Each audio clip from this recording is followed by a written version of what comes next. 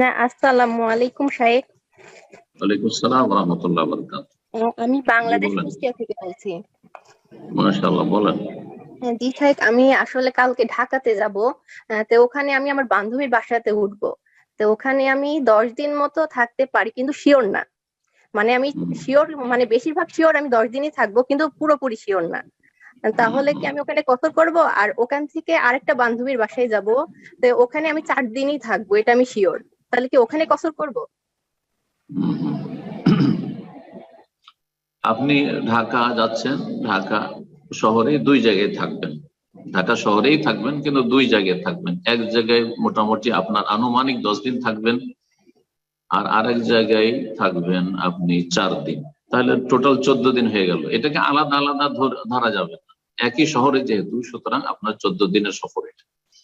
একটি শহরে যখন আপনি ইচ্ছা করেছেন যে সেখানে আমি 14 দিন থাকবো, 4 দিনের বেশি যদি ওখানে অবস্থান করার আপনার আগে থেকে নিয়ত হয়ে যায়, তাহলে আর কসর চলবে না প্রথম দিন থেকে।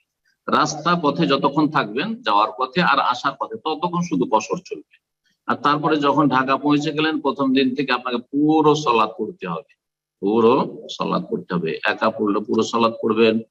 আর কারো মুক্তাদি হয়ে ওখানকার যারা মুকিম, তাদের সাথে জামাত করে মুক্তাদি হলো, সেখানে পুরো সালাত তো পড়তে হবে, কারণ সে মুকিমের পিছনে পড়ছেন। এক কথায়, সফর সম্পর্কে আমি এর আগে বলেছি, নিয়মিত যদি আলোচনা শোনেন তাহলে এই প্রশ্নই হইতো না। সেটা হচ্ছে 4 দিন পর্যন্ত নিয়ত যদি থাকে যে আমি 3 দিনে ফিরে যাব, অথবা 4 দিনে ফিরে যাব ঢাকা থেকে, তাহলে কসর চলবে। কিন্তু প্রথম দিন থেকে নিয়ত হয়েছে আমি ঢাকায় বিভিন্ন জায়গা মিলে 5 দিন থাকবো, কিন্তু ঢাকাতেই, তাহলে আপনার প্রথম দিন থেকে কসর চলবে না। হ্যাঁ, আপনি যাচ্ছেন কুষ্টিয়া থেকে, রাস্তাতে আমি আরো কয়েকটা শহরে 2 দিন করে, 2 দিন এক শহরে, 2 দিন আরেক শহরে, এই করে টোটাল আমি 6 দিন বা 10 দিন, কিন্তু কোন জায়গাতে 4 দিনের বেশি নয়।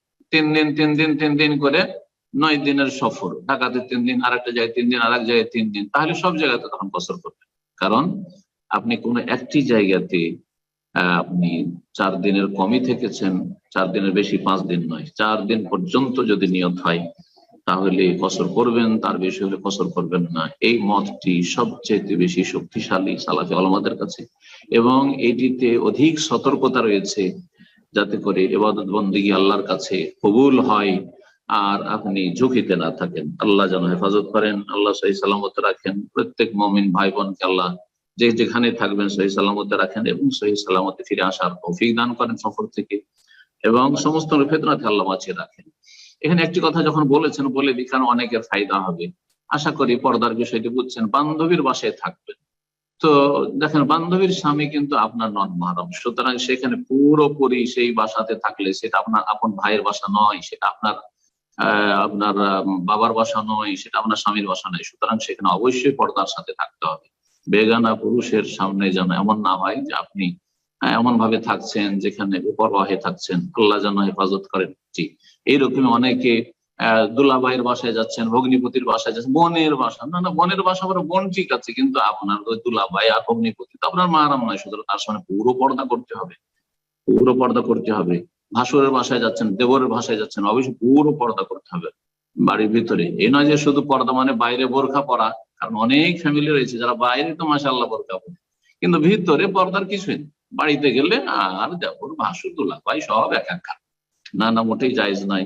আল্লাহকে ভয় করবেন এবং গুনাহ থেকে, হারাম থেকে বেঁচে থাকবেন। আল্লাহ যেন তৌফিক দান করেন।